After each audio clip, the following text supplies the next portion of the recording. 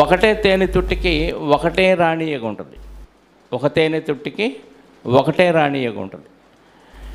అనేకమైన రాణి ఈగలు ఉండవు. ఒకవేళ రెండు ఉన్నాయి అనుకోండి, ఒక ఈగ మరొక ఈగని గెంటేసిద్ది, అది వెళ్ళి ఇంకో చోట తుట్టిపెట్టింది. ఒకటి రాణి ఈగ. ఇది మిగతా ఈగల కంటే కొంచెం పెద్దగా ఉంటుంది, ఒక 5 రెట్లు మిగతా తేనెటీగల కంటే పెద్దగా ఉంటుంది.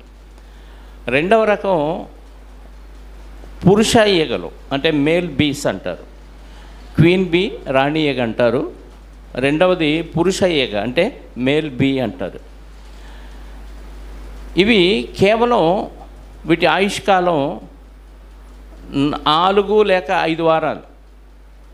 పురుష యొక్క ఈగల యొక్క ఆయుష్కాలం 4 లేక 5 వారాలు. వీటి పని ఏమి లేదండి, గూట్లోనే ఉంటాయి. వీటిని సోమరి ఈగలని కూడా అంటారు. కేవలం రాణి ఈగతో కలిసి చచ్చిపోవటమే వీటి పని. పురుష ఈగలు మేల్ బీస్కి యొక్క పని ఏంటంటే, వీటి జీవితకాలం 4 లేక 5 వారాలు అంతే. ఈ 4-5 వారాల్లో రాణి ఈగతో సంపర్కం చెంది తర్వాత అవి చనిపోతాయి, ఇక బ్రతకవు. మిగతా ఉంటాయి వర్కర్ బీస్ అంటారు, అంటే కూలీ ఈగలు అంటాం, పని చేసే ఈగలు. ఇవి ఒక తుట్టిలో సుమారుగా 2000 నుంచి 6000 వరకు ఉంటాయి. ఒక తేనె తుట్టిలో మనకి ఎక్కువ కనపడే ఈగలు ఏవయ్యానంటే వర్కర్స్ బీస్ అంటారు. ఇవి కష్టమంతా వీటిదే. రాణి ఈగ పరిస్థితి ఏంటాయనంటే కేవలం రోజుకి 1500 నుంచి 2000 గుడ్లు పెడుతుంది. 1500 నుంచి 2000 గుడ్లు పెట్టడం రాణి ఈగ పని. ఒక్కటే రాణి ఈగ రోజు ఈ పురుష ఈగలో దాంతో సంపర్కం చెందడం, అది రోజు గుడ్లు పెట్టడం, 21 రోజులకి గుడ్లు పిల్లలైపోవటం. ఇక పనంతా తుట్టెని నిర్మాణం చేయటం, ఆ గదులు ఏర్పాటు చేయటం, గదుల్లోకి వెళ్ళిపోయి తేనెని తీసుకొచ్చి ఆ గదులను పోడ్చటం, వీటిలో నుంచి ఉత్పత్తి అయ్యే ఆ మైనం లాంటి పదార్థంతో ఆ తేనె తుట్టని తయారు చేయటం, ఆ తేనెని ఆ గదుల్లో నింపటం, వీటి పనంతా వర్కర్ బీసీ, అంటే కూలీ ఈగల పని. అంటే 3 రకాల ఈగలు కలిసి ఒక తేనె తుట్టెని ఏర్పాటు చేసుకొని తేనెని తయారు చేస్తున్నాయి. అంటే వాటిల్లో మనకు కనపడుతుంది ఏంటంటే టీం వర్క్, ఏంటది ఐక్యత కనపడుతుంది. రాణి ఈగ వెళ్ళిపోయిందనుకోండి, ఇక ఈ ఒక్క ఈగ కూడా అక్కడ ఉండదు. రాణి ఈగ నాయకత్వం కలిగి ఉంటుంది.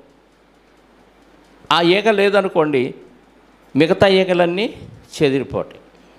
నా భయం ఏంటంటే, ఇప్పుడు నేను పోయాను అనుకోండి, సడన్గా సంఘాన్ని నడిపించే నాయకులు కనపట్టలేదు. ఈ ఈగలన్నీ ఎటు చెదిరిపోతాయి. ఉన్నంతకాలం ఎవరిష్టం వాళ్ళది, మీ ఇష్టం మీదే. ఒత్తి కథ నేర్చుకోవాలి కథ చెప్తారు, వెళతారు. కానీ ఒక మాదిరికరమైన జీవితాన్ని చూపించి నలుగురిని ఆకర్షించి నిన్ను వెంబడించి నీతో పాటు వాక్య పరిచర్య చేయటానికి పరిచర్యకు ఉపయోగించే నాయకత్వం వహించే భక్తులు కనపట్ల సంఘాల్లో ఎక్కడ. ఉప్పలబాడు సంఘం కానీ, తెనాలి సంఘం కానీ, అనవర్లపూడి అంటే కొత్త సంఘం కాబట్టి ఇక అసలు అది ఇప్పుడు ప్రస్తుతానికి అది దేనిలో సరైన రీతిలో లేదు. ఒక రాణి ఈగ వెళ్ళిపోతే తుట్టి మొత్తం కొలాప్స్ అయిపోతుంది. కాలనీ అంటారు, తేనె తుట్టని కాలనీ అంటారు, హనీ కాలనీ. మొత్తం నాశనం అయిపోతుంది, ఈగలన్నీ చెదిరిపోతాయి. అలాంటి రాణి ఈగ లాంటి నాయకత్వాన్ని కలిగి ఉన్న ఒక్క భక్తుడు నాకు కనపట్లేదండి. వాక్యం నేర్చుకొని అప్పచెప్పమంటే ఎవరైనా చెప్తారు. ఏదన్నా చెప్పాలంటే పాటించాలి కదా. ముందు ప్రకటన చేసినా ఏదన్నా హెచ్చరిక చేసినా బోలు చేశాడు లేడు అంటారు. నువ్వు పాటించినప్పుడు నువ్వు ఎన్ని మాటలు చెప్పినా ఎవరు నీ మాట లెక్క చేసే పరిస్థితి లేదు. రాణి ఈగ సైజులో పెద్దది, దానికి ఉన్న డ్యూటీ కేవలం గుడ్లు పెట్టడం. ఇంకా అది ఎవరు చేయలేరు. 1500 నుంచి 2000 గుడ్లు పెడుతుందంటే రోజుకి చూడండి ఎంత పెద్దదో. ఆ గూట్లో ఉన్న ఆ గుడ్డులన్నిటినీ పొదుగుతూ ఆ గూటిని కాపాడుకుంటూ రాణి ఈగ ఆ గూటి మీద పెత్తనం చేస్తూ ఉంటుంది. రాణి ఈగ లేకపోతే మిగతా ఏవి ఉండవు.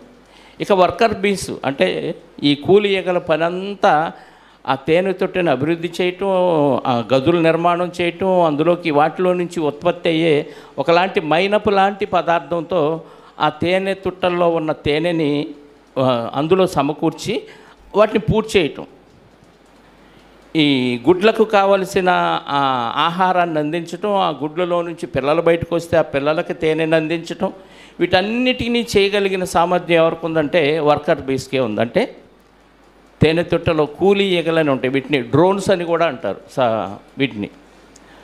ఇవి వెళ్ళిపోతూ సుమారుగా ఒక రోజుకి సుమారు ఒక 15 కిలోమీటర్ల వేగంతో గంటకు ప్రయాణించి 5-6 కిలోమీటర్ల పరిధిలో అనేకమైన పువ్వులు, సుమారుగా ఒక రోజుకి 2000 రకాల పువ్వుల మీద వాలి అందులో నుంచి తేనెని తీసుకొస్తాయంట. వీటికి 2 పొట్టలు ఉంటాయి. వేటికి వింటున్నారా లేదా అడుగుతున్నా, అందుకే వేటికని కూలీ ఈగలకు లేదా వర్కర్ బీస్కి 2 పొట్టలు ఉంటాయి. ఒకటేమో తిన్న ఆహారం అరిగిపోయి దాని శరీరం పనిచేయటానికి ఒక అర అయితే, రెండో అర ఎందుకు అయ్యానంటే ఆ సేకరించిన ఆ పూల్లోని మకరందాన్ని అందులో దాచుకొని ఆ మకరందాన్ని తీసుకొచ్చి ఈ తేనె తొట్టులో భద్రం చేయడానికి రెండో అర. దేవుడు చూడండి ఎంత అద్భుతంగా నిర్మాణం చేశాడు. ఎంత ఉంటుందండి తేనెగా సైజు? చాలా చిన్నది, ఈగ కంటే కొంచెం పెద్దగా ఉంటుంది.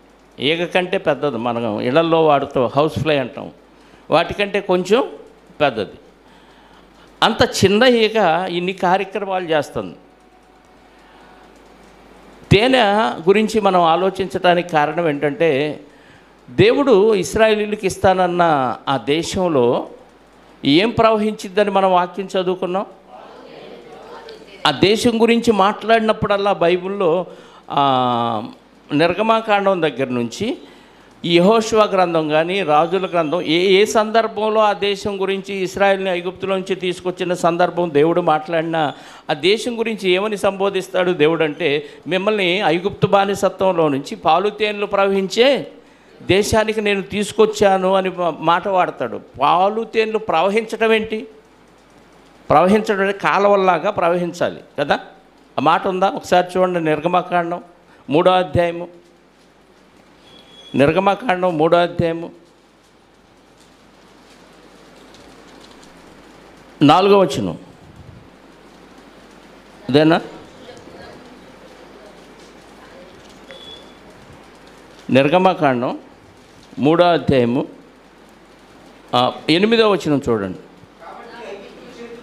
కాబట్టి ఐగుప్తీయుల చేతిలో నుండి వాడిని విడిపించుటకు ఆ దేశములో నుండి విశాలమైన మంచి దేశమునకు, అనగా కనానీలకు, హిత్తీలకు, అమోరీలకు, పెరిజీలకు, హివీలకు, ఎబూసీలకు నివాస స్థానమైన పాలు తేనెలు ప్రవహించు దేశము అన్నాడు. అంటే ఆ దేశంలో పాలు తేనె ప్రవహించిద్దంట. ప్రవహించడం అంటే కాలవల్లాగా నిజమేనది? అతిశయోక్త? నేను అతిశయోక్తి అనుకున్నాను.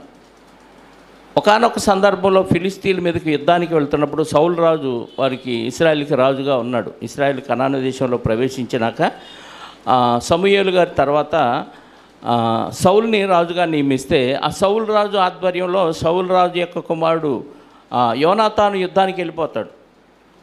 ఆ యుద్ధానికి వెళ్ళినప్పుడు అరణ్యంలో ఆ ప్రాంతంలో ఆయన కనపడిన సందర్భం ఒకటి చూడండి. సమూయేలు 2వ గ్రంథం 14వ అధ్యాయము. సమూయేలు 2వ గ్రంథం 14వ అధ్యాయము 25వ వచనం నుండి చూడండి ప్రియులారా. సమూయేలు మొదటి గ్రంథం 14వ అధ్యాయము 25 నుంచి. జనులందరూ ఒక అడవిలోనికి రాగా అక్కడ నేల మీద తేనె కనపడెను. జనులు ఆ అడవిలో చొరబడినప్పుడు తేనె కాలువ కట్టి ఉండెను. కానీ జనులు తాము చేసిన ప్రమాణమునకు భయపడి ఒకడును చెయ్యి నోట పెట్టలేదు. అయితే యోనాతాను తన తండ్రి జనుల చేత చేయించిన ప్రమాణము వినలేదు కనుక తన చేతి కర్ర చాపి దాని కొనను తేనె పట్టులో ముంచి తన చెయ్యి నోటిలో పెట్టుకొనగా అతని కన్నులు ప్రకాశించెను. తేనె ఎలా కనపడిందంట? అక్కడ కాలువ కట్టిందంట. ఏమండి, ఒక 5-6 వారాలు బ్రతికే ఈ కూలీ ఈగ లేదా ఏ ఈగ, వర్కర్ బీస్ 5-6 వారాలు. అదే మేల్ బీస్ అయితే 4-5 వారాలు దాని జీవితం. ఒక రాణి ఈగ జీవితకాలం 5 సంవత్సరాలు లేదా 6 సంవత్సరాలు. 5-6 వారాలు బ్రతికే ఈ వర్కర్ బీస్ ఏం చేస్తుందంటే దాదాపుగా రోజుకి 2000 నుంచి 3000 పువ్వుల మీద వాలి తేనెని తీసుకొచ్చి తన జీవితకాలం అంటే 5-6 వారాలంతా అది కష్టపడి రోజుకి 2000 పువ్వుల మీద వాలి ఆ తేనెను తీసుకొచ్చి నింపితే ఒక తేనెటీగ తన జీవితకాలంలో నింపే తేనె ఎంతో తెలుసా? 1 స్పూన్లో 12%, 1/12 టీ స్పూన్ ఉంటుంది కదా, ఆ స్పూన్లో 12వ భాగం. ఒక టీ స్పూన్ని 12 భాగాలు చేస్తే ఎన్ని భాగాలంట? 1/12 అంటే ఎన్నో వంతు? స్పూన్లో 12వ వంతు సంపాదించిద్దంట. ఈ ఎన్నిసార్లు ఎన్ని పూల మీద తిరిగినా ఎంత తెచ్చిద్దంట అప్పుడు ఆ లెక్కన? తేనె. మనం తేనెని తెగదాగేస్తూ ఉంటాం. కల్తీ అయిపోయింది, తేనె కూడా కల్తీ అయిపోయింది కదా. ఆ రోజుల్లో ఈరోజు వైద్యానికి వాడుతున్నాం తేనె మనం కదా. ఎంత ఒక స్పూన్ వేసుకొని అమ్మ బ్రహ్మాండం అనుకొని అది కూడా మళ్ళీ నీళ్ళల్లో కలుపుకొని దానికి నిమ్మకాయ కలుపుకొని తాగేస్తున్నాం, వైద్యానికి వాడుతున్నాం. పక్షవాతం వచ్చిన వాళ్ళకి ఆ పౌడర్ ఇస్తారు ఆయుర్వేదం వాళ్ళు, అందులో తేనె కలుపుకొని తాగమంటారు. కానీ ఆ రోజుల్లో తేనెని ఆహారంగా తీసుకునేవాళ్ళు. తేనెని పాలు తేనె ఆహారంగా తీసుకునేవాళ్ళు. పాల పదార్థాలు, పాలు, తేనె, నెయ్యి, వెన్న ఇవన్నీ ఆహారంగా తీసుకునేవాళ్ళు. తేనె కూడా ఆహారమే. మనకు తెలుసు మహాబలాజ్యుడు ఎవరు? సంసోను గారు. సంసోను గారు పెళ్లి సంబంధానికి వెళ్తున్నప్పుడు ఆ సింహం వస్తే దాన్ని కొట్టి చంపుతాడు. తర్వాత పిల్లలను చూసి రావటానికి మళ్ళీ వెళ్తున్నప్పుడు ఆ సింహం కడుపులో తేనె తొట్టు పెడితే అది తీసుకొని తింటూ తన తల్లిదండ్రులకు కూడా పెడుతున్నాడు ఆహారంగా. అంటే అది నమలాలి ఆహారంగా. తేనె ఇలా పిండుకుంటే వచ్చింది. మైనపు ఇది ఉంటుంది కదా దానికి, తేనె తొట్టికి, అది కూడా తింటే ఆ థ్రోట్ ఇన్ఫెక్షన్లు, ఈ గొంతు ఇన్ఫెక్షన్ ఇలాంటివి కూడా పోతాయి అంట ఇప్పుడు చెప్తున్నారు వైద్యులు. అది కూడా నములుకుంటూ ఆహారంగా తీసుకుంటూ వెళ్ళేవాళ్ళు. ఇంకా తింటే హ్యాపీ, కడుపు నిండిపోయేది, ఆరోగ్యానికి మంచిది. యోనాతాను కన్నులు మెరిసినాయి అంట. చదివారు? అది ప్రకాశించినాయి అంట. ఆయనకు తెలీదు సౌలు రాజు ఎవడో ఆహారం ముట్టుకోకూడదో వాళ్ళతో మనం విజయం పొందేదాకా ఫిలిస్తీన్లని ప్రమాణం చేశాడు. అప్పుడు ఈయన లేడు, యోనాతాను గారు. తెలియక కర్ర చాపి ఆ తేనె తీసుకొని తినగానే కళ్ళు మెరిసినాయి అంట. తర్వాత ఏమన్నాడు? జనులలో ఒకడు నీ తండ్రి జనుల చేత ప్రమాణము, నీ తండ్రి జనుల చేత ప్రమాణము చేయించి, నీ తండ్రి జనుల చేత కాదు, నీ తండ్రి జనుల చేత ప్రమాణము చేయించి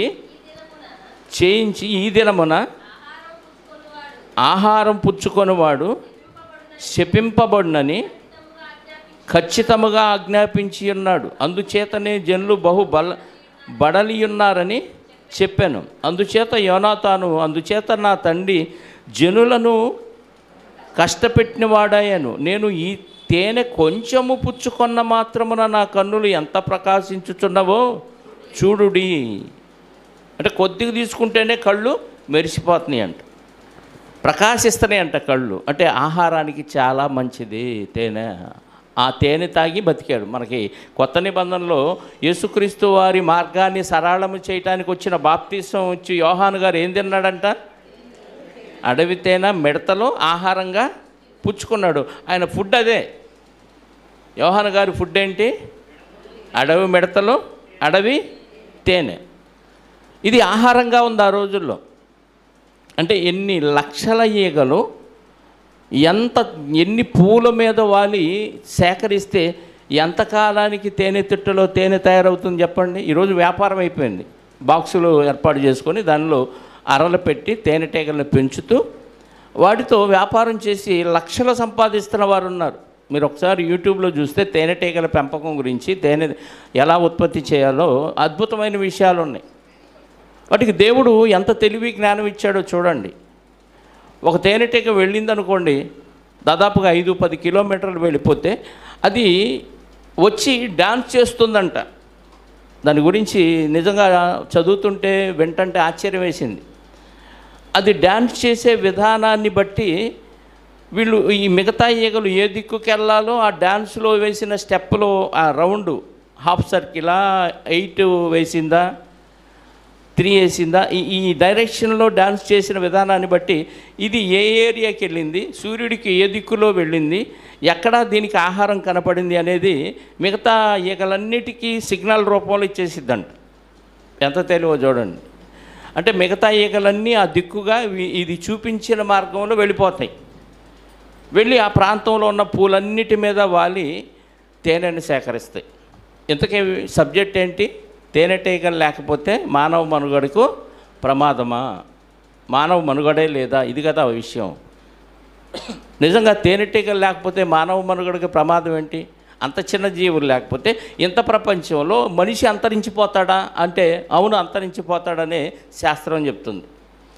ఎలాగంటే మిగతా జీవరాశుల్లో సంతానోత్పత్తి కలగాలంటే ఒక స్త్రీ ఒక పురుషుడు అంటే మగ ఆడ జంతువులు కలిస్తే వాటికి పిల్లలు పెట్టడం, పక్షులైతే గుడ్లు పెట్టడం, తద్వారా సంతానోత్పత్తి జరుగుతుంది. మొక్కలు అభివృద్ధి చెందాలంటే చెట్టు అనుకోండి పెరుగుతుంది, ఫలాలు ఇస్తుంది, ఆ విత్తనాలు తీసుకెళ్ళి నాటితే చెట్లు పెరుగుతాయి. మన కూరగాయలు కానీ దోసకాయలు కానీ ఏవైనా ఫ్రూట్స్ కానీ ఇవన్నీ విత్తనాల ద్వారా మనకి మొక్కలు వస్తున్నాయి, మొలకలు వస్తున్నాయి. కానీ అవి పువ్వుల వరకే పరిమితం అయిపోతాయి.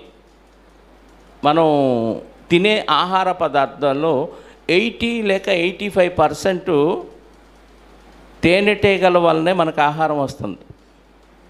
గోధుమలు, వరి ఇలాంటి ధాన్యాలైతే పువ్వులు పూయకుండానే అవి ఒక్కసారి ధాన్యపు గింజలుగా తయారై అందులో గింజలు వస్తాయి. కానీ పువ్వులు పూసి కాయలు కాసే ఏ చెట్టు అయినా, ఏ మొక్క అయినా, ఏ కాయగూర అయినా, ఏదైనా సరే ఖచ్చితంగా పక్షుల మీద కానీ ఈ తేనెటీగల మీద కానీ ఆధారపడే అవి కాయలవ్వాలి. అర్థం కాల కదా? ఇంత చిన్న జీవి లేకపోతే మానవ మనుగడకు ప్రమాదం ఏంటి? మనం ఎలా చనిపోతాం? ఎందుకు మానవ మనుగడ ఉండదు అని మనకు ఆశ్చర్యం వేసింది.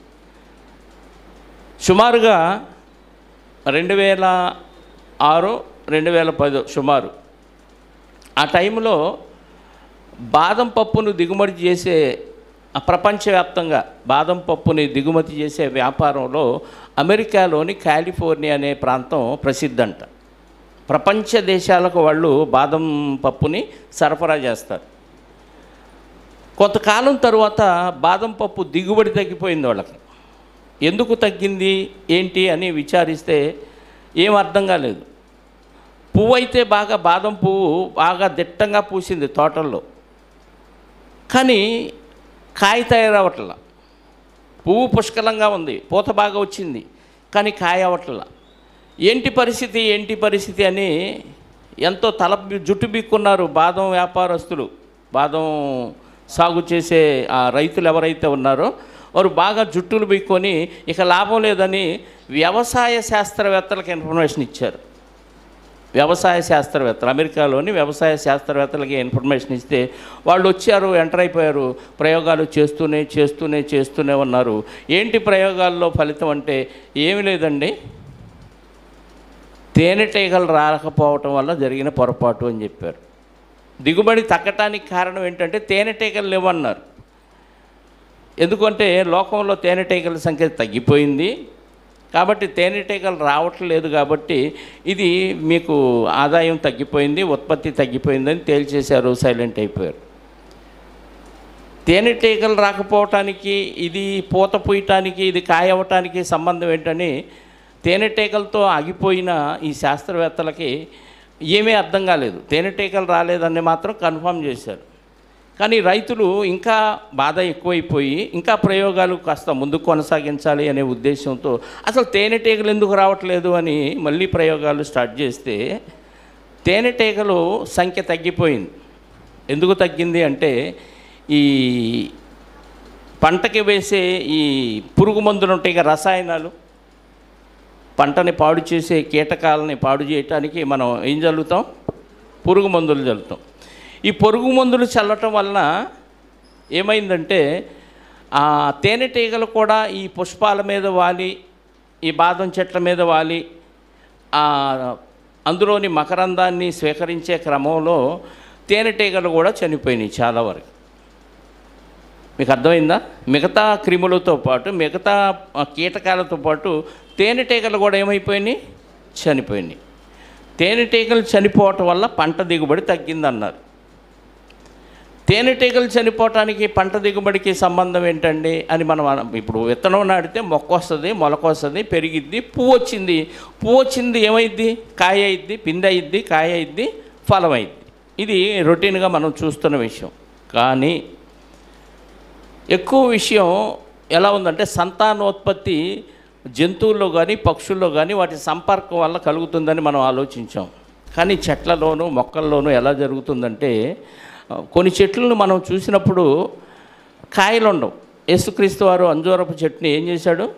శపించాడు. 3 సంవత్సరాల నుంచి చూస్తున్నాను, దీనిలో ఆకులు తప్ప కాయలు లేవన్నాడు. ఎందుకు? అదే మగ చెట్ట? మనం అప్పుడప్పుడు అంటూ ఉంటాం, తాడి చెట్టు కాయలు కాయలేదనుకోండి, ఇది మగ చెట్టు అండి అందుకే కాయలు కాయలేదంట. మనకు ఆడ చెట్టు మగ చెట్టు తేడా ఏటో తెలిసి శాస్త్రవేత్తలకు కూడా లేవు. అసలు ఏ చెట్టు ఆడ చెట్టు మగ చెట్టు అనేది లేనే లేదు. మరి ఇవి ఎలా ఫలిస్తాయి అని ఆలోచిస్తే దేవుడు పుష్పాలలో అద్భుతమైన కణాలను పెట్టాడు. పుష్పాలు ఏ చెట్టు పువ్వు అయినా సరే ఆ పువ్వు మీద రేఖలు ఉంటాయి, తెలుసా? పైన ఏముంటాయి?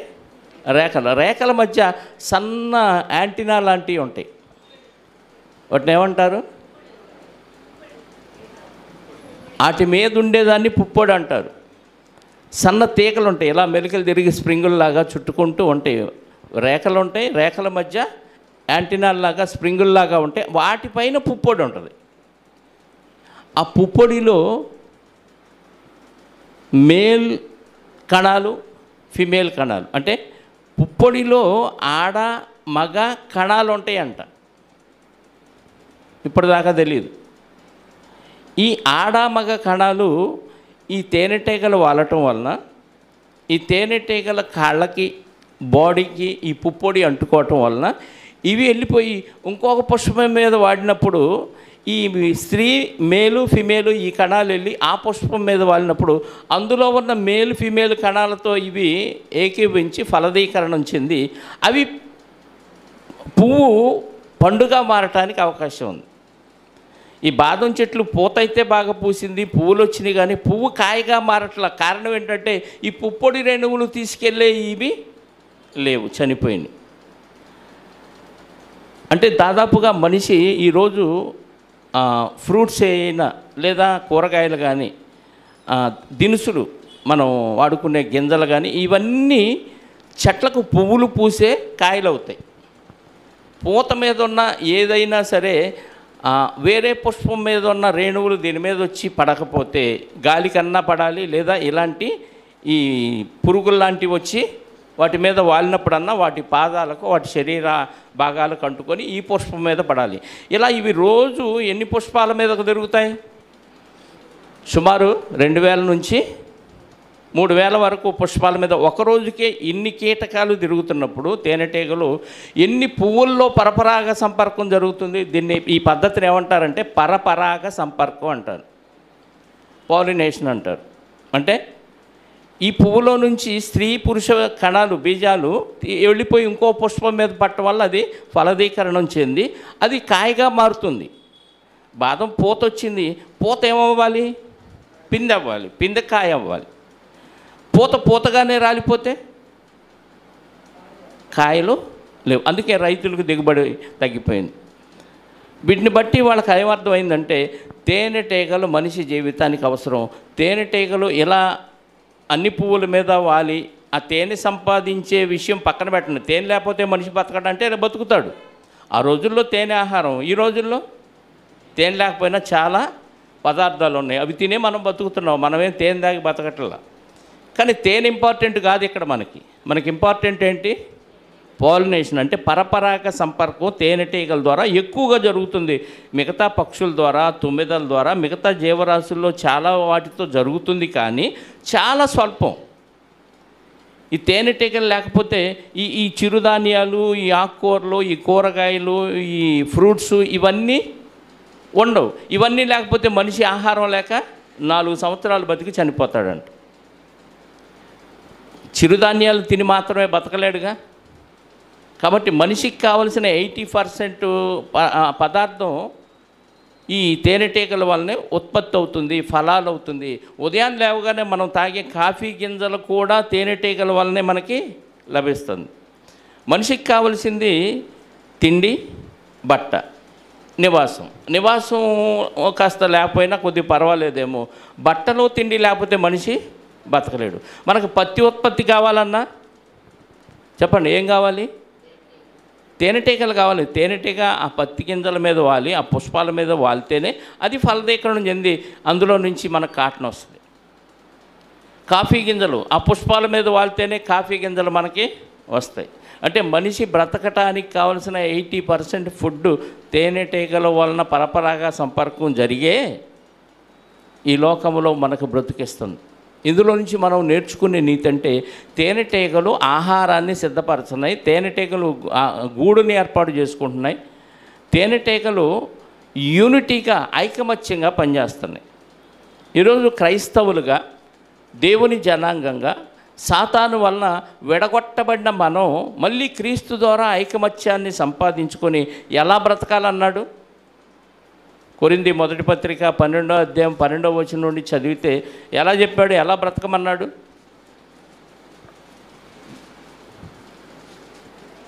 కొరింథీలకు రాసిన మొదటి పత్రిక, ఎలాగూ శరీరము ఏకమై ఉన్నను అనేకమైన అవయవములు కలిగి ఉన్నదో, ఎలాగూ శరీరము యొక్క అవయవములన్నీ అనేకములు అయ్యున్నను ఒక్క శరీరమై ఉన్నవో అలాగే క్రీస్తు కూడా ఉన్నాడు. అంటే క్రీస్తు ఒక్క శరీరమై ఉన్నాడు. క్రీస్తు శరీరములోని అవయవాలన్నీ ఎవరు? ప్రపంచవ్యాప్తంగా ఉన్న క్రైస్తవులందరూ యూనిటీగా పనిచేస్తే, అంటే ఎవరి డ్యూటీ వాళ్ళు చేస్తే సంఘం ఏమైద్ది? తేనెతుట్టు ఏమైద్ది? అభివృద్ధి చెందిద్ది.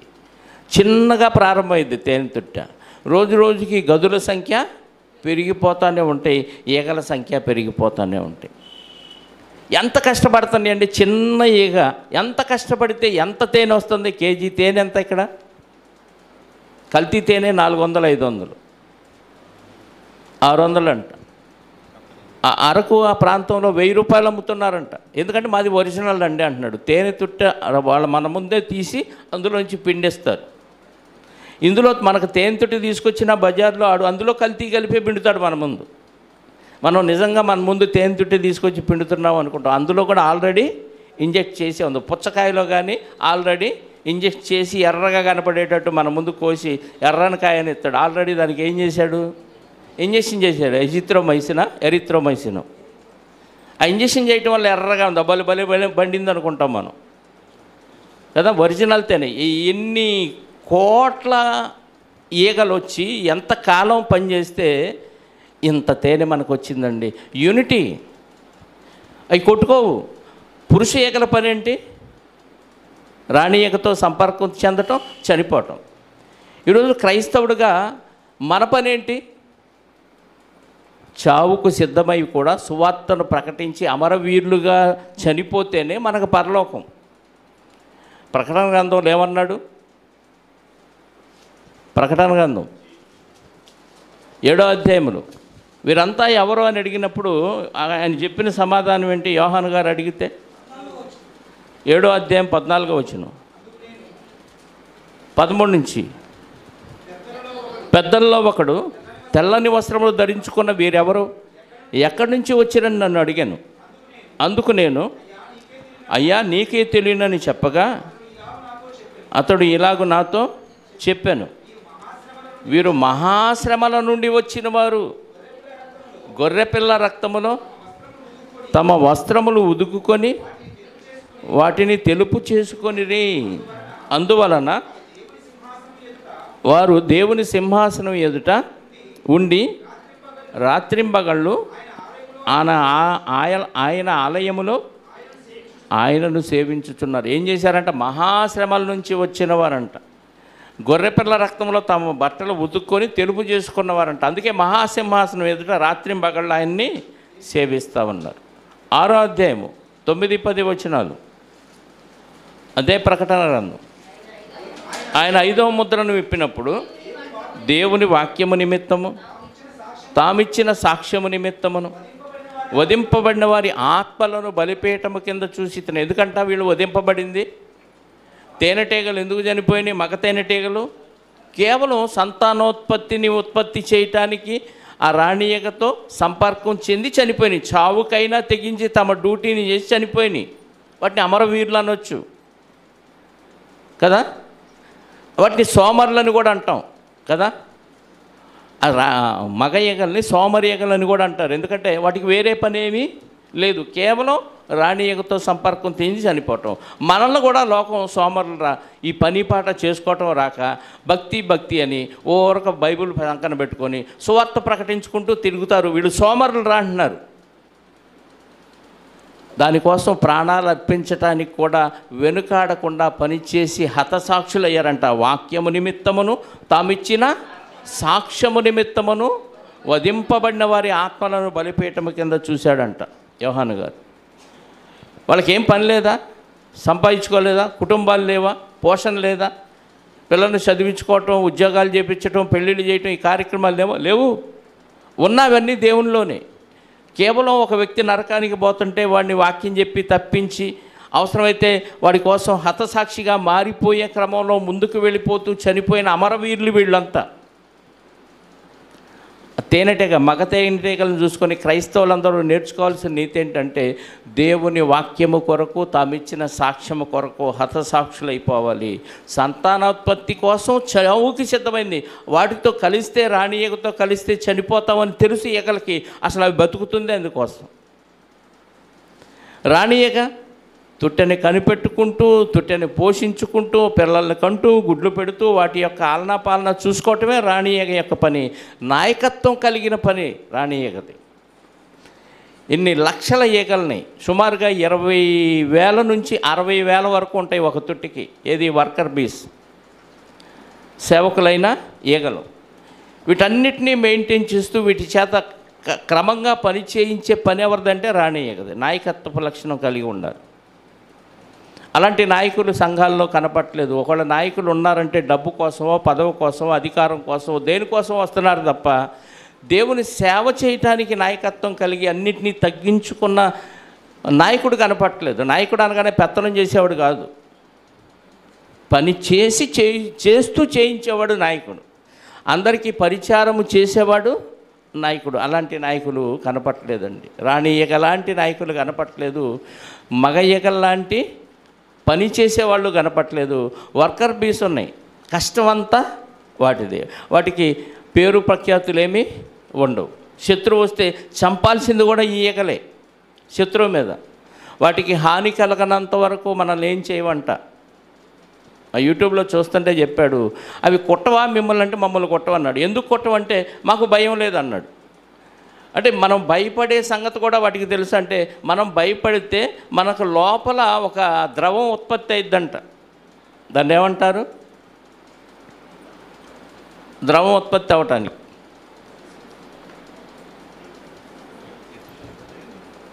ఎడ్రినల్ గ్రంథి ఏదో, ఆ గ్రంథిలో నుంచి ఒక ద్రవం ఉత్పత్తి అయితే వాటికి తెలిసిపోద్దంట. వాటికి స్పెషల్గా ఒక సీక్రెట్ కోడ్ ఉంటుందంట తేనెటీగలకి. నీ లోపల భయం ఉందన్న విషయం తేనెటీగలకి తెలిసిపోయి భయపడితే కుట్టేస్తాయి అంట. ధైర్యంగా ఉంటే నీలో ఆ కెమికల్ ఉత్పత్తి కాదు కాబట్టి వీడు ధైర్యంగా ఉన్నాడని కుట్టవంట. రెండోది, ఒక్క ఈగ చనిపోయినా అన్నీ కలిపి దాడి చేస్తాయి అంట మన మీద. అలానే మనం ఇతరుల మీద దాడి చేయమని కాదు, మనం హతసాక్షులుగా ఉండటానికి దేవుడు మనల్ని ఏర్పాటు చేశాడు. దేవుని కొరకు దేవుని సంఘం ఒక తుట్టె సంఘంగా భావిస్తే ఆ సంఘం అభివృద్ధి కొరకు కష్టపడవలసిన బాధ్యత ప్రతి విశ్వాసి మీద ఉంది. ఏవి వంతులు పెట్టుకోవు. నువ్వు అంత దూరం వెళ్ళావు, నేను 5 కిలోమీటర్లు వెళ్ళాను, నేను 6 కిలోమీటర్లు వెళ్ళాను, నాకంటే నువ్వు 1 కిలోమీటర్ తక్కువ వెళ్ళావు, ఈ గొడవలు పెట్టుకోవు. మనం ఏ రోజన్నా ఒక సువార్త పని చేసి ఇచ్చామనుకో, నువ్వు ఇంటికాడ సోమరిగా కూర్చున్నావు, మేము చూడు సువార్త పనికి వెళ్ళామని గొప్పలు చెప్పుకుంటాం. వెళ్ళనోడిని రానోడిని ప్రేమతో తీసుకొచ్చి ఆ సువార్త పనిలో పెడదామనే ఆలోచన మనకు ఉండదు. అవేమీ గొడవ పడవు, తేనెటీగలేవి గొడవలు పడవు. దేని కష్టం దాందే. తన బ్రతుకు 5-6 వారాలు ఉండగా ఈ 5-6 వారాల్లో అది పడవలసిన కష్టం అంతా పడుతూనే ఉంటుంది. సుమారుగా ఒక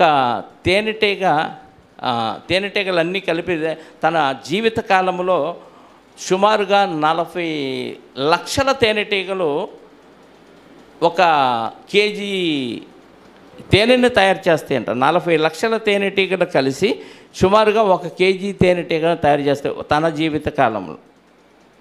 ఎంత కష్టం చూడండి. 500-600 మహా పెడితే మనం కష్టం, మనం డబ్బులు పెట్టేది. కానీ వాటి కష్టాన్ని తలుచుకుంటే చెప్పండి, ఇక్కడ మనం పడిన కష్టం 500-600 కష్టం కాదు. ఇక్కడ మనం పడిన కష్టం దేవుడు పరలోకంలో జ్ఞాపకం చేసుకోవడానికి పరలోకాన్ని ఇచ్చే అంత కష్టం. దేవుని కొరకు మనం పడే ప్రయాస, ప్రభువునందు ప్రయాస వ్యర్థం కాదు అంటాడు. అందుకే భక్తులకు అది అర్థమైంది. అందుకే దివారాత్రాలు దేవుని వాక్యాన్ని ధ్యానిస్తూ వాక్యం కొరకు ఏం చేశారంట, శ్రమలు అనుభవించి చావు అంచు దాకా వెళ్ళొచ్చారు.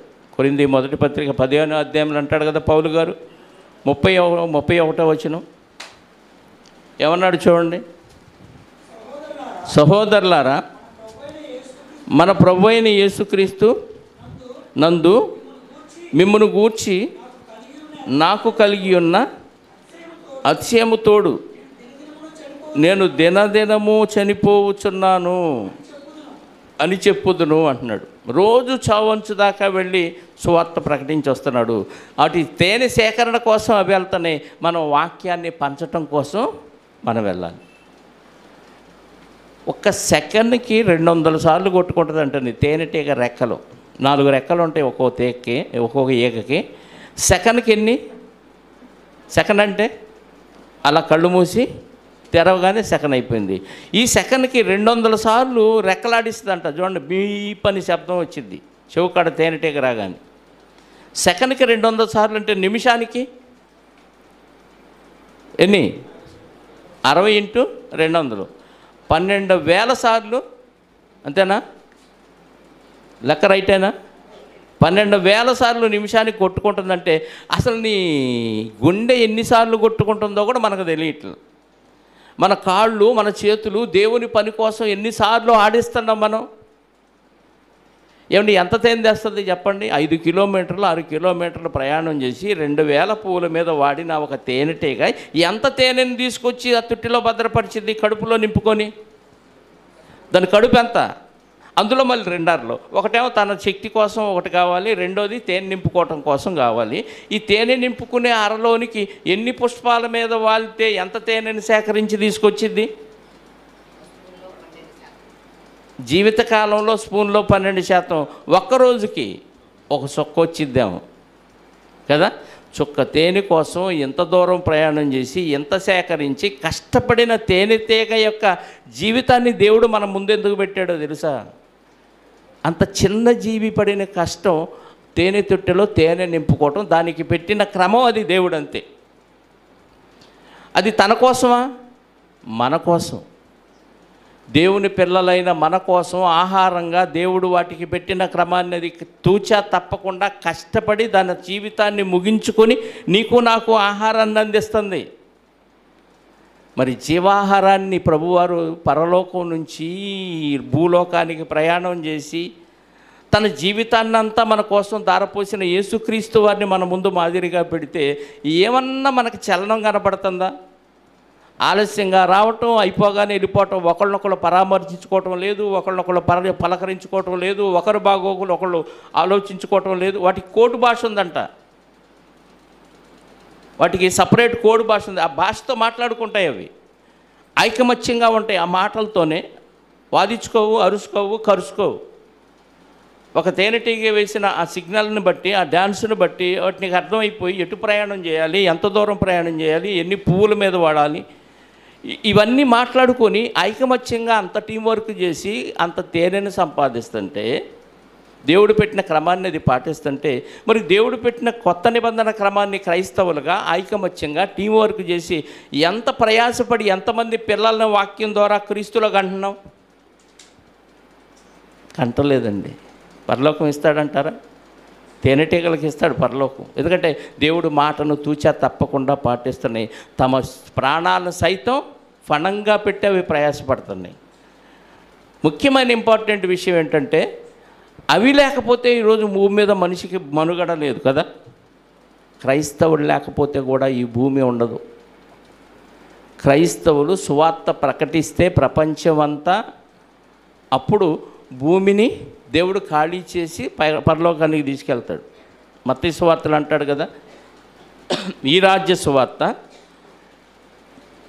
24వ అధ్యాయమా మత్తయి సువార్త, లోకాన్ని రక్షించవలసిన క్రైస్తవుడు ఈరోజు 24వ అధ్యాయము 14వ వచనం, మరియు ఈ రాజ్య సువార్త సకల జనములకు సాక్షార్థమై లోకమందంతటా ప్రకటించబడును, అటు తర్వాత అంతం వచ్చును. ఈ రాజ్య సువార్త సకల జనులకు సాక్షార్థమై లోకమందంతటా ప్రకటించబడాలంటే నువ్వు కాలు కదపాలి కదా ఇంట్లో నుంచి. పోనీ కదిపించాలి కదా, వెళ్ళే వాళ్ళనన్నా పంపించి, ఇదిగో నేను నీ ఖర్చులకు ఇస్తాను, ఇంటికాడుండి నీ గురించి ప్రార్థన చేస్తాను, వెళ్ళి సువార్త ప్రకటించండి, మా బంధువులు ఉన్నారు, స్నేహితులు ఉన్నారని.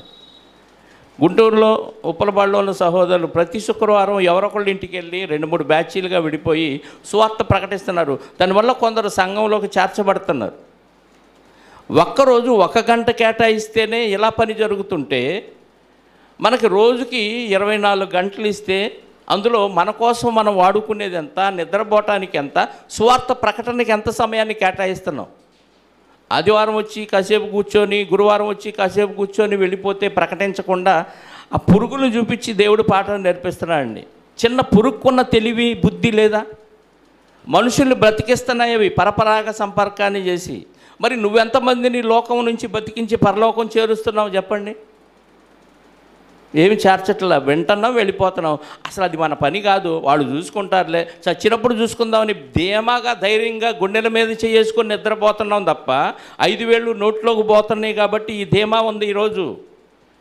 రేపు నరకంలో చుక్క నీరు దొరకని పరిస్థితుల్లో మన బతుకులు ఉంటే, ఆత్మ లేకపోతే, ఆత్మ ఉండడం ఇలాంటి కార్యక్రమాలు చేస్తున్నప్పుడు, దేవునికి కంట కన్నీరు రప్పిస్తున్నప్పుడు, పరిశుద్ధాత్మ దుఃఖపడినప్పుడు, సువార్త ప్రకటించినప్పుడు ఎలా నువ్వు పరలోకం వెళ్తావు చెప్పండి? మిగతా సంఘాల్లో నువ్వు రా, భజన చేయి, పాట పాడు, గంతులేయమంటే గంతులై, సిట్ అంటే కూర్చో, స్టాండ్ అంటే లేచి నిలబడు, జై హింద్ అనగానే వెళ్ళిపోండి, కానుకలు మాత్రం దండిగా ఇవ్వండి అనగానే ఆశీర్వాద ప్రార్థనలతో సంబరంగా వెళ్ళిపోతున్నారు మిగతా సంఘస్థులు.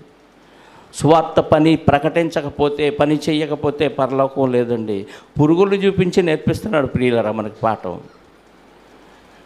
నా వరకు నేను నీతిమంతుడు అనుకో, నేను సంబరపడితే దేవుని ఇష్టాన్ని నేను నెరవేర్చకపోతే నాకు పరలోకం రాదు. నాకే రాదంటే మీకు ఎలా వస్తుంది చెప్పండి?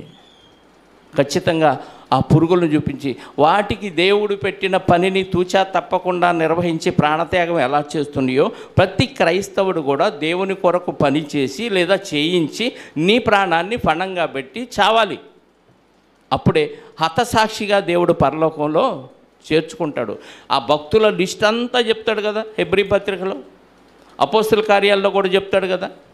మరి ఎందుకు వాళ్ళు అన్ని కష్టాలు, శ్రమలు, ఇరుకులు, ఇబ్బందులు అనుభవించారంటే పరలోకం రావాలంటే ఆషామాషి కాదు. చిన్న పురుగును చూపించే అంతపాటు నేర్పిస్తే మరి వీటన్నిటికంటే బుద్ధి, జ్ఞానము, తెలివిని వీటన్నిటినీ దేవుడు మనకిస్తే వాటిని దేనికోసం వాడుతున్నాం? దాని బుర్ర ఎంత అండి? 900 కణాలు ఉంటాయంట దాని మెదడులో. దాని మెదడు ఎంత, దానిలో ఉన్న 900 కణాలు ఏంటి, వాటితో ఆలోచించి దేవుడు ఏం చెప్పాడో అది చేయటం ఏంటి? అవి మన తెలివి ఎంత? 1350 గ్రాములు మన బుర్ర మెదడు, 1350 గ్రాములు మెదడున్న మనము ఎంత ఆలోచించాలి, ఎంత పని చేయాలి? ఐన్స్టీన్ శాస్త్రవేత్త కూడా చెప్పాడంట తేనెటీగలు లేకపోతే మనకి మనుగడ లేదు అని. శాస్త్రవేత్త చెప్తే మనకు నచ్చిద్ది, దేవుడు చెప్తే మాత్రం మనం పాటించట్లేదు ప్రియులారా. చిన్న కీటకానికి అంత తెలివి ఉండి దేవుడి మాట విని హతసాక్షి అయిపోతుంది దేవుడి కోసం, దేవుడి పని కోసం, మానవుల్ని బతికించటం కోసం. అది పరపరాగ సంపర్కం చేయించకపోతే మనకు మొక్కలు పెరగకపోతే కాయలు లేవు, కాయలు లేకపోతే మనకు ఆహారం లేదు, ఆహారం లేకపోతే 4 ఏళ్ళు బతికి చచ్చిపోతూ ఉంటాం. ఇంత సత్యాన్ని ఈ మధ్య తెలుసుకున్నారు. అలా రొటీన్గా భూమి మీద మానవ మనుగడ ప్రారంభమైనప్పటి నుంచి అలా వెళ్ళిపోతూనే ఉంది. దేవుడు ఆశీర్వదించాడు కాబట్టి కనాను దేశం ఎలా ఉంది? పాలు తేనె ప్రవహిస్తున్నాయి. అంటే ఎన్ని తేనెటీగలు, ఎన్ని పువ్వుల మీద వాళ్ళని, ఎంత తేనె తుట్లు తయారు చేసినాయి, ఎంత తేనె మనుషులకి ఎక్కువైపోయి నేల మీద కారి నదుల్లాగా ప్రవహిస్తుందంటే ఎంత ఆశీర్వాదం అండి ఆ ప్రాంతానికి. ఆ ప్రాంతంలో దేవుని పిల్లలను పెట్టాడు. ఆశీర్వాదించబడిన భూమిలో దేవుని పిల్లలను పెట్టాడు. భూమి మీద తేనె అంత దారులుగా కారిపోయి ప్రవహించే దేశంలో మానవుల్ని, దేవుని పిల్లల్ని పెడితే పరలోకం పరిస్థితి ఎలా ఉంటుంది? ఎంత ఆనందం, ఎంత సంతోషం. తేనె కారిపోతూ ఉంటే అలా తీసుకొని తింటుంటే ఎంత హాయిగా ఉంటుందండి. సంపాదించి పెట్టింది తేనెటీగలు, హాయిగా తిని బతికేయటమే. తేనెతో బతికేయచ్చు. బాప్తిస్మ ఇచ్చే యోహాను గారు ఎలా బతికాడు? అడవి మిడతలో, అడవి తేనె. మిడతలో తేనెతో బతకొచ్చా? అబ్బే కుదరదండి. చికెన్ 65లు, మటన్లు, దమ్ బిర్యానీలు, రకరకాల వెరైటీలు. మా ఊరి వంట, మీ ఊరి పెంట, ఇదే కదా మనకు వెరైటీలు కావాలి. తేనె మిడతలతో బతికేశాడంటే తిండి ముఖ్యం కాదు. దేవుడు నిన్ను బతికించాలంటే ఎలాగైనా బతికిస్తాడు. దేవుని నోట నుండి వచ్చు మాట వల్ల బతుకుతాం. తేనెటీగల కష్టపడి మనుషులను బ్రతికిస్తున్నాయి. మరి మనం కష్టపడి ఎంతమందిని బ్రతికించి నిత్య జీవానికి తీసుకెళ్తున్నామో తేనెటీగలను చూసి ఆలోచించి మనసు మార్చుకొని ఇతరులను బ్రతికించే పనిలో నీ ప్రాణాలు పోయినా పర్వాలేదు, నీకు అనారోగ్యం వచ్చినా పర్వాలేదు, దేవుని కోసం బ్రతికి ఒక తేనెటీగ వల్లే చచ్చి దేవుడున్న మహాలోకానికి నువ్వు చేరి అనేకులను చేర్చాలని ప్రేమతో మనవి చేస్తూ ఈ మాటలు ముగిస్తున్నాను. ప్రార్థన చేసుకుందాం. పరిశుద్ధుడైన మా కన్న తండ్రి, మహోన్నతుడా, మీ అదృశ్య లక్షణములు, మీ నిత్య శక్తి చూడాలంటే జగత్తు పునాది వేసినది మొదలుకొని సృష్టించబడిన అనేకమైన వస్తువులను ఆలోచించుట ద్వారా మాకు అర్థమవుతుందని మీ వాక్యం తెలియజేసింది. ఇదిగో నాయన, అనేకమైన వస్తువుల్లో, జీవుల్లో ఒకటైన తేనెటీగ గురించి మేము ఆలోచిస్తేనే ఇన్ని అద్భుతమైన విషయాలు, మాకు పాఠాన్ని నేర్పించే విషయాలు మాకు తెలియచేశారు. అందును బట్టి స్తోత్రాలు. ఇది విమర్శ కాదు, కానీ చిన్న పక్షిని చూపించి కూడా మాకు పాఠం నేర్పిస్తున్నారు. చిన్న చీమను చూపించి కూడా మాకు పాఠం నేర్పిస్తున్నారు. మనుషులను చూపించి నేర్పించిన పాఠాలను మేము పెడచెవిన పెట్టినప్పుడు జీవరాశుల్లో ఏదో ఒక జీవరాశి గురించి మాకు పాఠాలు నేర్పిస్తూ మాకు గుణపాఠం చెబుతున్న విధానాన్ని బట్టి మీకు స్తోత్రాలు. దీన్ని మీ పిల్లలు అపార్థం చేసుకొనక నిజంగా మేమున్నదే మీ పని కోసమని, కొందరినైనా అగ్నిలో నుంచి రక్షించాలనే ఆలోచన మేము కలిగి ప్రమాదం పొంచి ఉన్న ఈ లోకంలో ప్రమాదం నుంచి అనేక మంది బిడ్డలను కాపాడి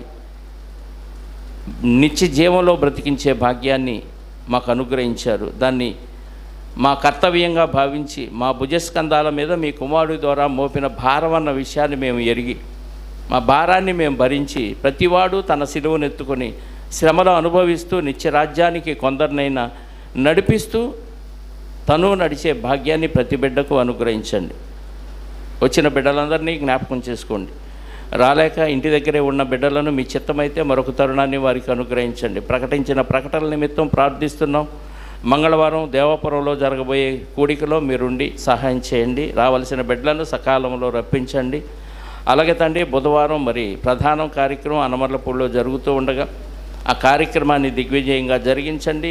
బుధవారం సాయంత్రం అనమర్లపూడిలోని బైబిల్ తరగతిని, గురువారం తెనాలిలో జరగబోయే బైబిల్ తరగతిని జ్ఞాపకం చేసుకొని చక్కగా క్రమంగా మర్యాదగా జరిగించండి. ఈలోపు మీ పిల్లలు తేనెటీగల వలె సువార్త పనిలో అనేక ప్రాంతాలకు వెళ్ళి సువార్తను ప్రకటించి అనేక మందిని అగ్నిలోంచి తప్పించే మహాభాగ్యాన్ని మీ పిల్లలకు అనుగ్రహించండి. దానికి కావలసిన శక్తిని, బలాన్ని, ఆరోగ్యాన్ని వారికి అనుగ్రహించండి.